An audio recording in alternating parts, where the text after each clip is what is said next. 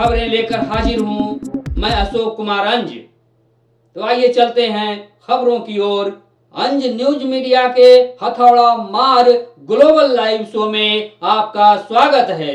अंज news media के global live show में आपका स्वागत है और आज का मेहमान हैं कुमार कांत जी, जो जाने माने साहित्यकार हैं, पत्रकार भी हैं और ये बहुत पुराने बुजुर्ग हैं।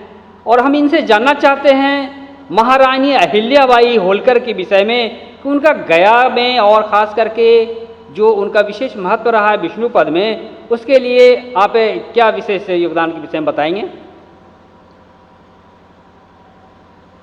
पुण्य प्राण महारानी अहिल्याबाई होलकर,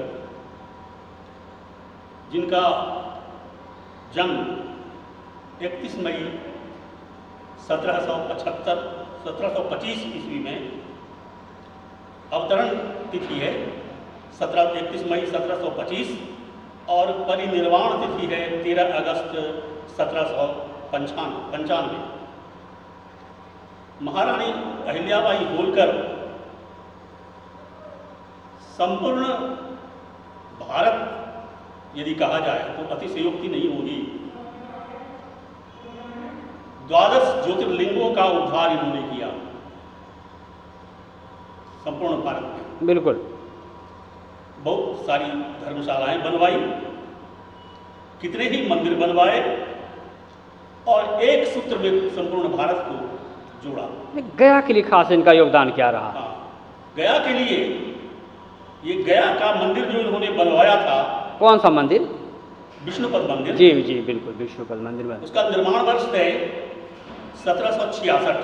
ये विष्णुपद जो मंदिर टेम्पल है, चरण वेदी है, उसके निर्माण का उसका निर्माण का कब है बता दें, फिर से एक बार बता दें। विष्णुपद मंदिर निर्माण का तिथि बता दें, उसका कब है? निर्माण वर्ष है 1766। 1766 बिल्कुल जी।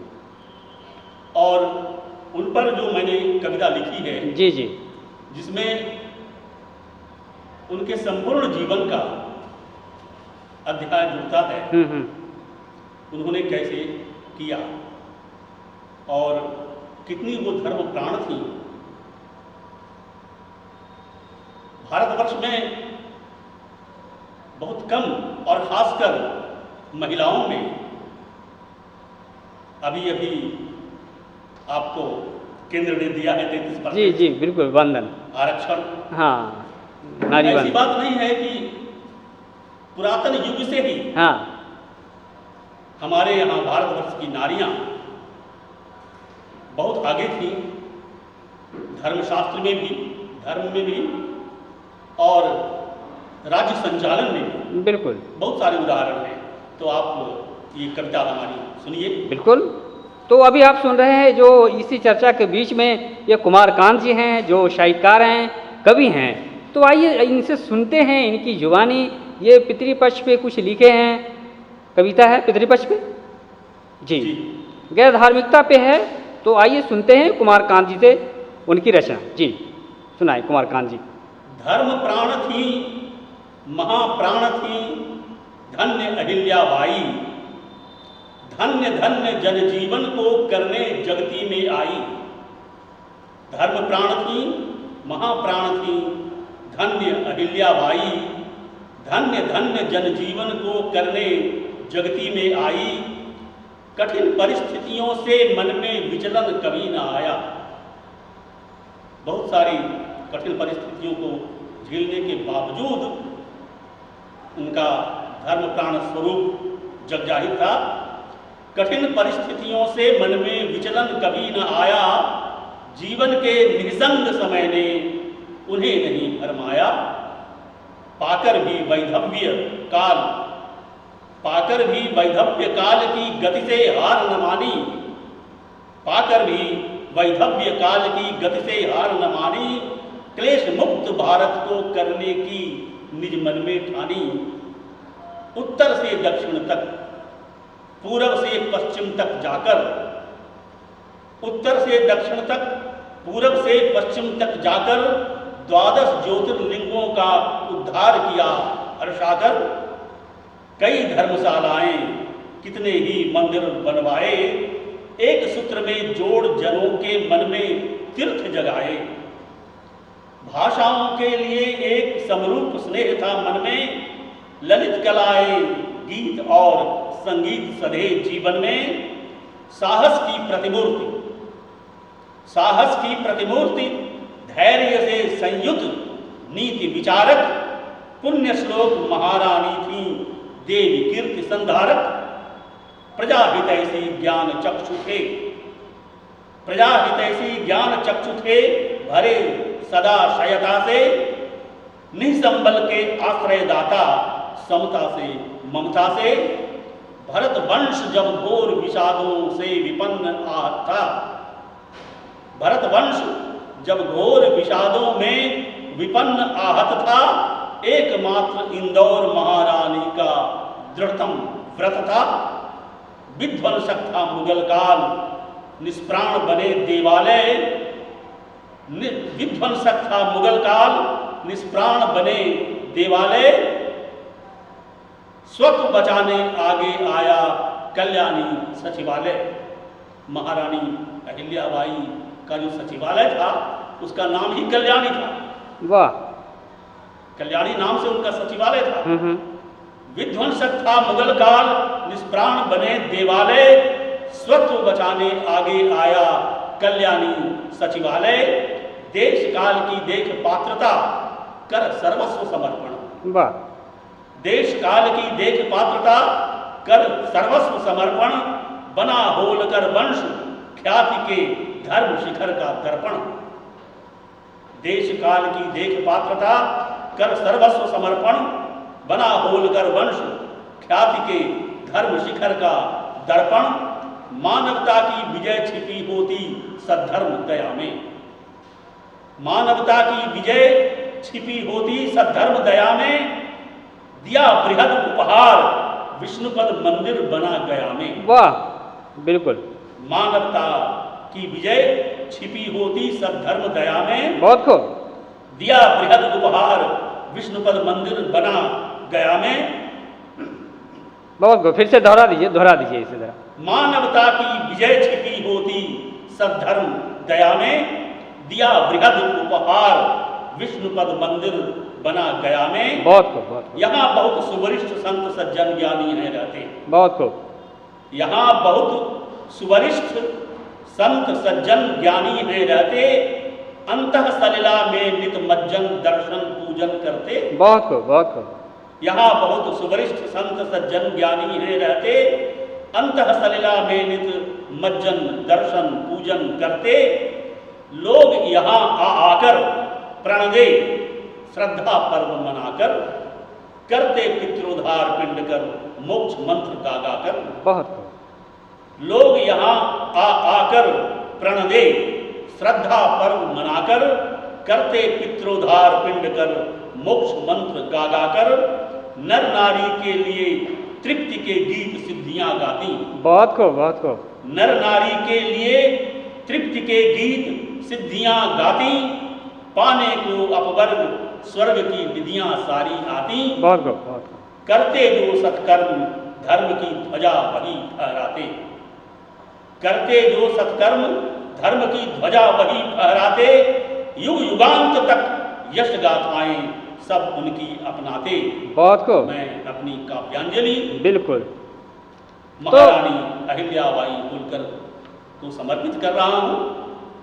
और यहाँ तो वैसे पिंडदान का ऐसा महत्व है कि शमी पत्र प्रमाणेन पिंडम दद्यात् गया सिरे।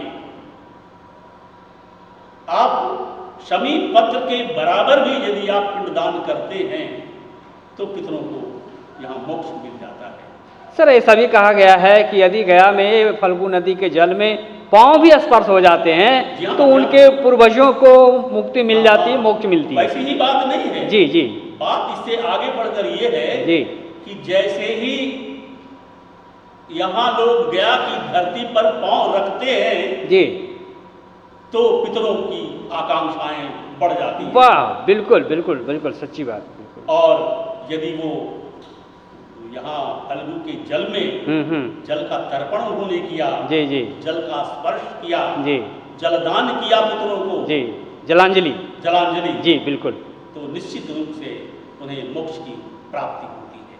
तो अभी आप सुन रहे थे जाने माने साहित्यकार कुमार कांत जी को, और ये पूरे गया के बारे में बताए, पिंडदान के महत्ता के बारे में बताए, और महारानी अहिल्याबाई होलकर के विषय में आपको पूरी जानकारी दी कि उनका विष्णुपद मंदिर के निर्माण में क्या योगदान रहा है। ऐसा कहा जाता है कि ये मंदिर का निर्माण शायद उन्हीं की देन है। क्या कमरकांत जी ऐसा माना जाए? बिल्कुल उन्होंने ही बनवाया। जी जी जी बिल्कुल बिल्कुल। 1766 ईस्वी जी, 1766 ईस्वी। तो 1766 ईस्वी में विष्णुपद पावन मंदिर का निर्माण हुआ। तो इस सिलसिला के लिए हम ये जानना चाहेंगे, आप क्या संदेश देना चाहेंगे इस पितृपक्ष के मौके पर?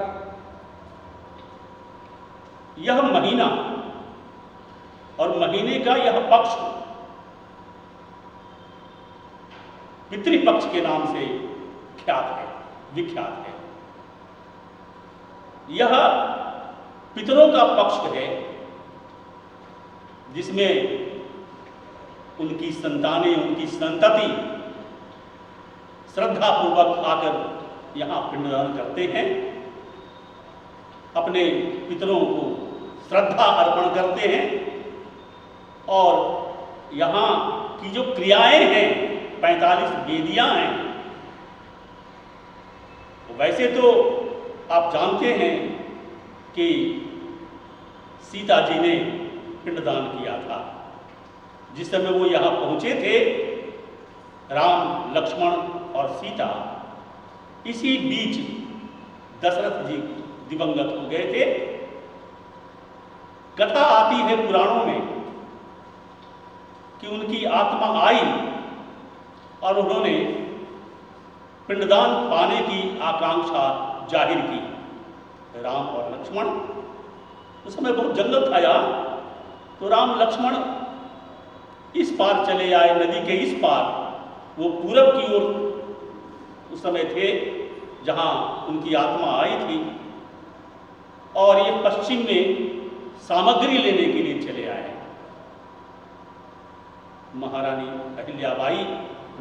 अहिल्याबाई की यह देन इस कथा से सिद्ध होती है कि यह कितना पवित्र जगह है। सीता जी ने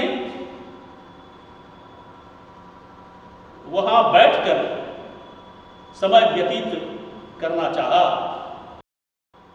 तब तक उनकी दशरथ जी की आत्मा आई और उन्होंने कहा कि पुत्रवधू, मुझे विलंब हो रहा है।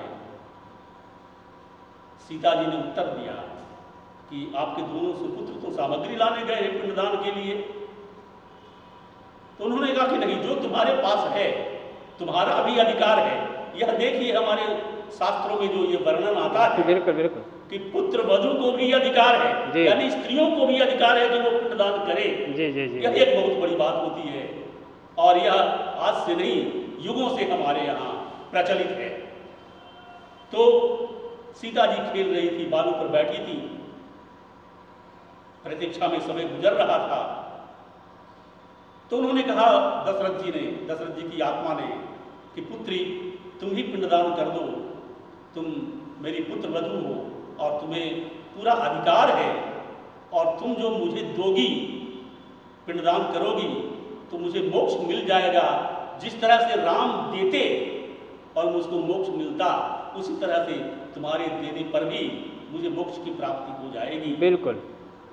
तो सीता जी ने बालुका राशि का वो पिंड बनाया, और 3 पिंड उन्होंने दशरथ जी के हाथों में दिया, जिसको प्राप्त कर वो वैकुंठ चले गए। बिल्कुल बिल्कुल। फिर कथा जो आती है कि रामचंद्र और लक्ष्मण आते हैं, उन्होंने पूछा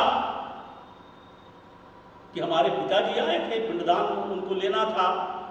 तो उन्होंने कहा कि देखिए, उन्हें विलंब हो रहा था, स्वर्ग जाने की आतुरता थी, और उन्होंने कहा कि तुम मेरी पुत्र वधू हो, तुम भी उतने ही हकदार हो जितना राम हैं। बिल्कुल। तो मैंने पिंडदान कर दिया बालुका राशि से, बालू से, रेत से, और वो स्वर्ग चले गए। प्रश्न उठता है, ये महत्व है पिंडदान का। ये महत्वपूर्ण दान का। पिंडदान